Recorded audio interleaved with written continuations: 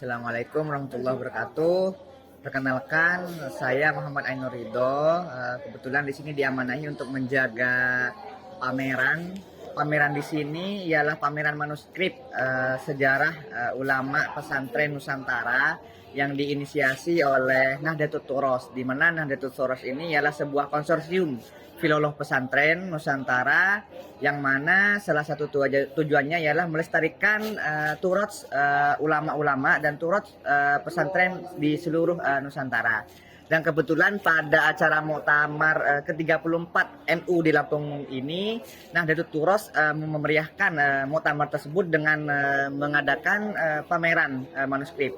Jadi dari beberapa konten yang ada di manuskrip di pameran ini, di pameran ini ialah berupa manuskrip ataupun naskah kuno karya ulama-ulama dahulu.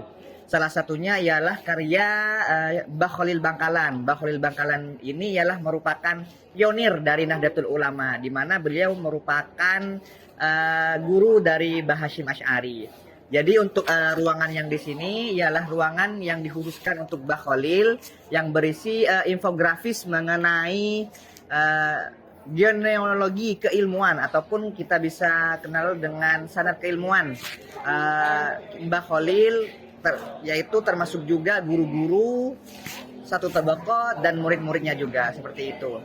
Dan untuk jadi di sini agar memudahkan para pengunjung, kami memberikan deskripsi kepada setiap guru-guru dari Mbah Khalil, karena Mbah Khalil itu merupakan kiai yang sangat haus dengan ilmu, maka beliau melakukan pengembaran ilmu mulai dari tanah kelahirannya, yaitu mulai dari Madura.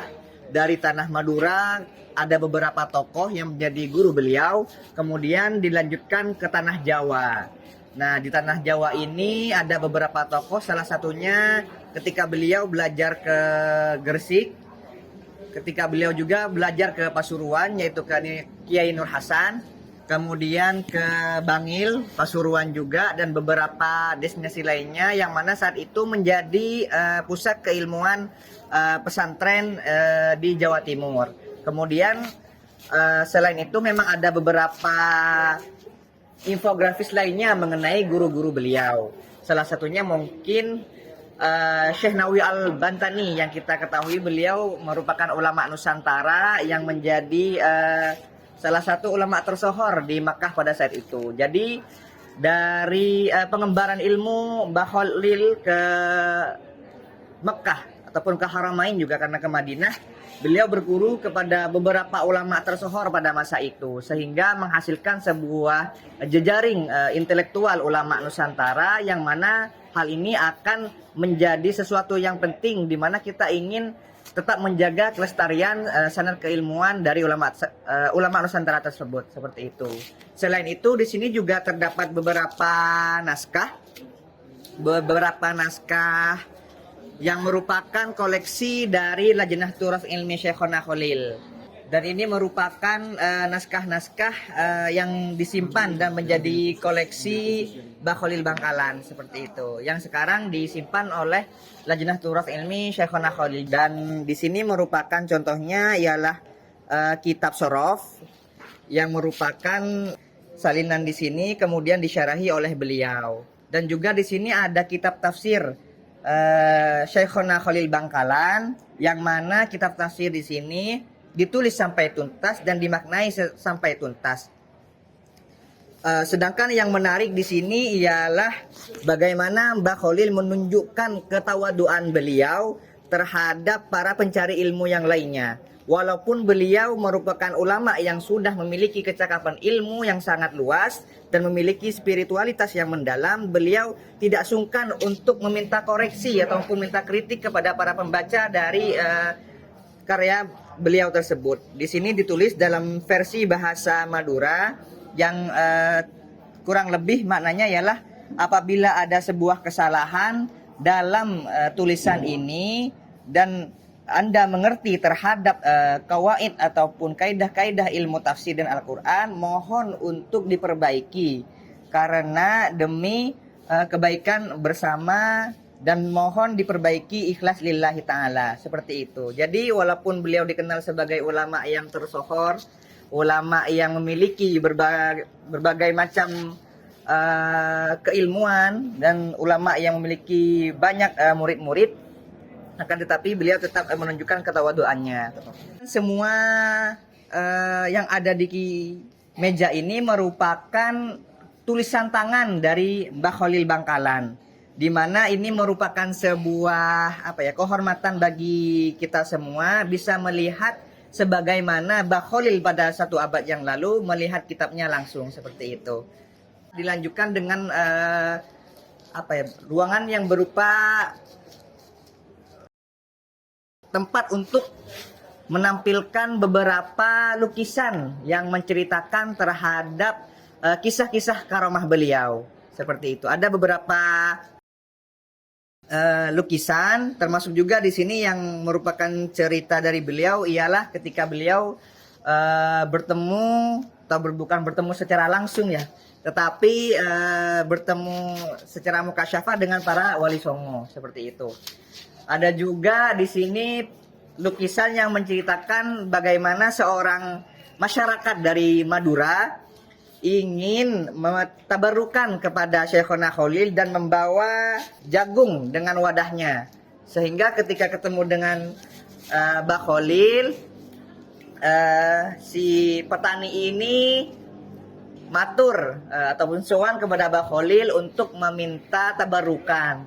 Akan tetapi dengan ketawaduan beliau dan dengan kedermawanan beliau dengan simpelnya, ketika seorang tersebut ingin meminta anggaplah ijazah atau meminta amal-amalan, dengan mudahnya agar tidak menyulitkan kepada si petani ini, beliau dengan bahasa Madura memberikan doa lah yang mungkin bisa dibaca secara istiqomah oleh si petani tersebut.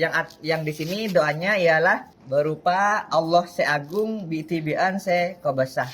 Allah yang agung, Maha Esa yang kuasa. Mungkin sangat singkat, akan tetapi dengan keistiqomahan petani tersebut dan dengan keyakinan terhadap doa tersebut, doa ini menjadi doa yang memiliki manfaat banyak kepada para petani ini. Kemudian di sini juga ada infografis berupa jejaring guru santri Tabaqat Syekhana Muhammad Khalil Bangkalan. Bisa juga kita sebut infografis di sini merupakan jejaring intelektual ulama Nusantara pada akhir abad 19 dan awal abad 20. Kemudian dengan adanya keilmuan yang begitu luas yang dimiliki oleh Mbah Khalil, beliau dikunjungi ataupun didatangi oleh murid-murid dari berbagai penjuru, sehingga menjadi epicentrum pada saat itu di Bangkalan, menjadi pusat keilmuan para ulama Nusantara, yang mana semuanya menuju untuk menimba ilmu kepada Mbah Khalil Bangkalan, seperti itu. Kemudian juga di sini ada beberapa jejaring tokoh, baik itu satu tabaqat ataupun murid-murid dari beliau, yang mana kita juga membuat infografis dari setiap tokoh-tokoh tersebut. Seperti halnya di sini ada infografis ataupun deskripsi mengenai Mbah Soleh Darat Semarang. Jadi memang salah satu tujuan dari pameran yang diadakan oleh Nahdlatul Turas di sini ialah ingin memberikan pengenalan kepada para masyarakat umum, khususnya para Nahdiyin, terhadap para ulama-ulama NU terdahulu, terhadap para ulama-ulama Ahlus Sunnah wal Jamaah yang nantinya memberikan impact positif terhadap agama Islam pada masa kini dan insya Allah pada masa yang akan datang, seperti itu. Dan di sini juga ada beberapa lukisan yang mungkin dari setiap lukisan di sini kami sudah menyiapkan deskripsinya juga, di mana juga ada suatu kisah di mana Mbah Khalil ini selama sekitar 2 tahun, sekitar 2 tahun tidak pernah melihat matahari dari saking beliau tekunnya belajar, sehingga tidak keluar dari kamar pesantrennya, seperti itu. Maka hal-hal seperti ini harusnya menjadi refleksi bagi bagi anak muda sekarang, bagaimana harus tetap tekun dalam belajar, khususnya dalam mempelajari hazanah keilmuan Islam seperti itu. Kemudian di sini juga ada beberapa naskah koleksi komunitas Pegon Banyuwangi, yang mana beberapa naskah di sini merupakan naskah yang sudah langka, yaitu naskah yang diterbitkan di luar Nusantara. Akan tetapi naskah-naskah tersebut adalah tulisan ataupun karya dari ulama-ulama kita, yang mana pada saat itu masyhur di luar Nusantara, kemudian dicetak di negara tersebut seperti di Istanbul, Turki, dan juga diterbitkan di Mesir di Matba'ah Mustafa Al-Babi Al-Halabi di Misrah, di Mesir. Dan juga yang menjadi keunikan di sini, di mana kita juga memamerkan karya-karya ulama Sunda, karya-karya ulama Jawa, serta karya-karya ulama dari Aceh sampai ke Sumbawa yang dicetak pada masa lalu, yang tidak sedikit juga dicetak di luar Nusantara, seperti hanya dicetak di Mesir seperti itu. Kemudian di sini juga ada beberapa istilahnya quotes lah atau kata-kata bijak dari Mbah Khalil yang dikutip dari naskahnya, seperti halnya beliau menulis dalam tafsir Al-Khalil dalam surat Al-Waqiah, di mana salah satu faidah dari surat Al-Waqiah tersebut menurut Syekhana Khalil ialah sebagaimana teks di sini, man qara'a surat al-waqi'ah kullalailatin lam yusibhu faqron abadan. Hadis riwayat bil ma'na. Orang yang membaca surat al-waqi'ah setiap malam niscaya tidak akan mengalami fakir selamanya. Jadi walaupun beliau memaknai ataupun memberikan terjemahan kepada tafsir tersebut, selain itu beliau juga memberikan beberapa pesan-pesan bijak yang ditulis di luar naskahnya, yang kita sebut dalam kajian filologi sebagai parateks, seperti itu. Kemudian dari beberapa materi yang dipamerkan juga di pameran Nahdlatul Turas di sini ialah salah satunya koleksi komunitas Pegon berupa syair Partai NU yang dikarang oleh Syekh Hasan Genggong Probolinggo, yang mana beliau menulis syairan berbahasa Madura yang isinya merupakan syair tentang Nahdlatul Ulama, seperti itu. Di sini juga ada beberapa berita versi asli dan berita versi cetak awal dari Kongres, seperti itu. Kemudian ada juga beberapa kitab yang sudah dicetak karya Mbah Hasyim Asy'ari, seperti Ta'liqat yang di tengah di sini. Kemudian juga kitab Ihya Amalul Fudola di sini merupakan karya Mbah Hasyim Asy'ari juga. Dan juga di sini kitab Risalah Tamyizul Hasad karya Kiai Hasyim Asy'ari, seperti itu. Dan di sini merupakan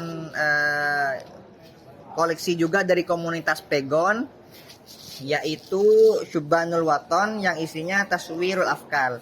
Dari teks yang ada di sini ialah menunjukkan informasi ataupun keilmuan fikih ibadah terkait puasa, seperti itu.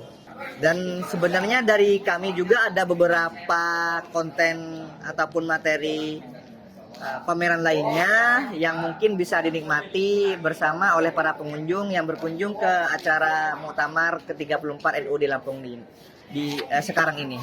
Terima kasih yang saya sampaikan, kurang lebihnya mohon maaf. Wassalamualaikum warahmatullahi wabarakatuh.